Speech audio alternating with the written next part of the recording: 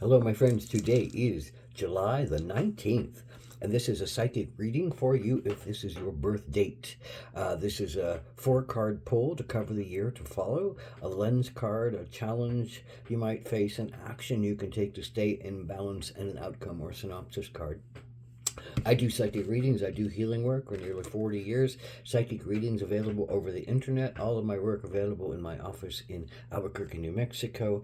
This is about 6 to 10 minutes long, so bear with me. The lens card for the year is the poet, and the poet is all about finding the bigger picture in the little picture, finding those parallels that humanity faces against the personal, the things that individuals face, and bridging consciousness and raising consciousness and expanding possibilities and talking in ways that, intrigue and impel and compel others to listen more deeply to what you have to say. Many people dismiss the poet. They don't understand the poet. But, the secret to the poet is to tell the truth and to look deeply in reflection at what is going on and find the hidden truths deep inside, find the connective truths that unite bigger pictures to little pictures, and to have courage and faith to let your voice fly, to let your thoughts fly, and trust that they'll be carried on the winds to the places they need to go. The poet's time is timeless.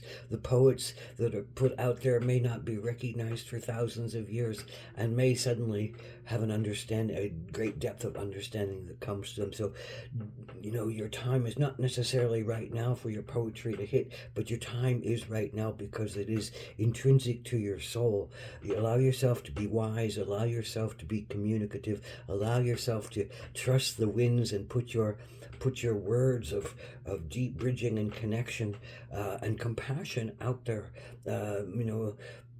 To be small and to be petty and to lock yourself up is a more challenging way, because the poet loses their words. You lose your words when the words become small and tight and narrowly fit for someone else, but not doesn't have any bigger understandings and bigger connections and bigger growth. So this is all about using that fantastic mind of yours and seeing things with the big picture and little picture joined together and being a bridge. So here's the challenge, Five of Swords. So Five of Swords is often about someone else judging us and pointing a finger. Here's a sense of dad judging a little boy who's in a corner, locked into a corner. Dad says it's all black and white and you're wrong, and there's a finger shaking. Maybe this is mom who's standing there protecting her solar plexus with her arms, trying to not feel the brunt of dad's finger pointing and not feel like she's going to be the next one, and feels like she has a voice, but she's protecting herself and her mouth is closed and dad is open and dad is pointing, and kid is in the corner and stuck in some kind of guilt and shame and fear inducing place. So your challenge, I think, is to recognize, and I think you do recognize, how difficult it is to come out of relationships like that, how difficult it is to not then use those same kind of tactics as others if they've been perpetrated on you, how difficult it is to not want to, blame others and judge others and shame others and put others in corners. But the poet, I think, in you sees above that, recognize this as a human condition that is one that can teach you a lot about your courage and a lot about your truth and a lot about your wisdom if you allow yourself to keep raising yourself above these kind of lower energies that just give you more pain and give you more guilt and give you more shame and give you more fear if you keep enacting them in the same way as our parents often did, and their parents often did, and their parents often did. It's often a learning process on the path of parents and grandparents and society and culture and country and self in the process, learning more and more how to do things that are healing versus demeaning to someone else, that are, recognizing of humanity rather than individual wrongness or righteousness or however it comes across. So there's that poet again, needing to feel like you're not alone, needing to feel like you have something to say, needing to feel like you have something to offer. Because I think a lot of times we want to hide from these possibilities and we want to cloak ourselves off and block ourselves in and stick to our own selves and maybe not share what could get us into trouble. But the poet, has the courage to share what the truth is, what their truth is, what your truth is. So there's a strong need for you to, I think, here's the action ant. Community. Develop community. Work in community. Serve community.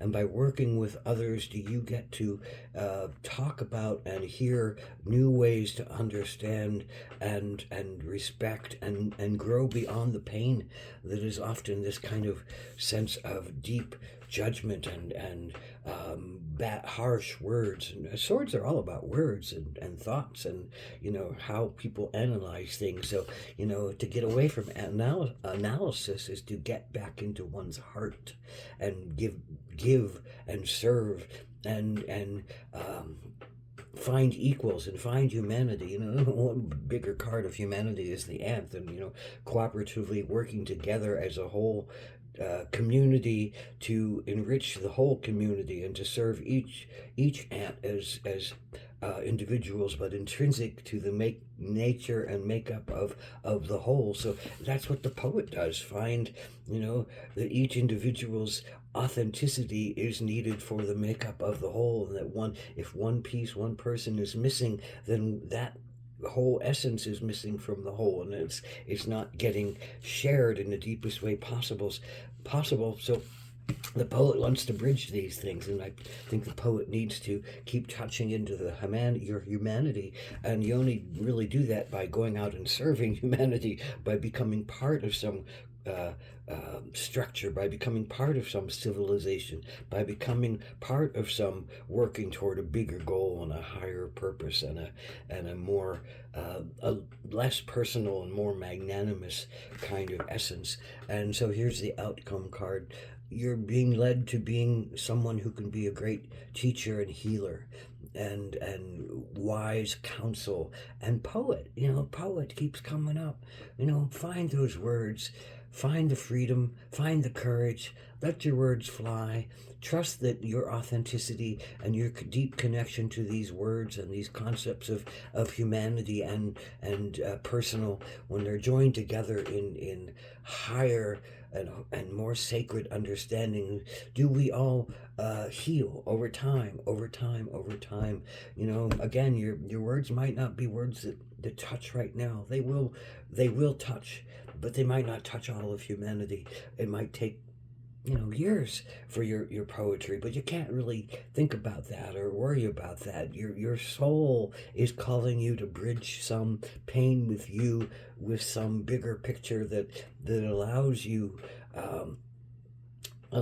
this process and doesn't reflect so badly in a sense of a victim state, but more in a sense of, well, we're all humans and we're all going through a lot of the same paradigms, and we keep coming back to learn lessons from different vantage points. And sometimes we come in as the accuser, and sometimes we come in as the scared child who's accused, and sometimes we come in as the quiet being who can't share their fear and their pain with the person who's accusing.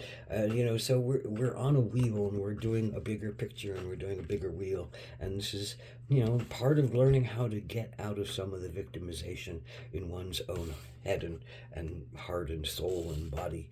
So blessed be. Aho.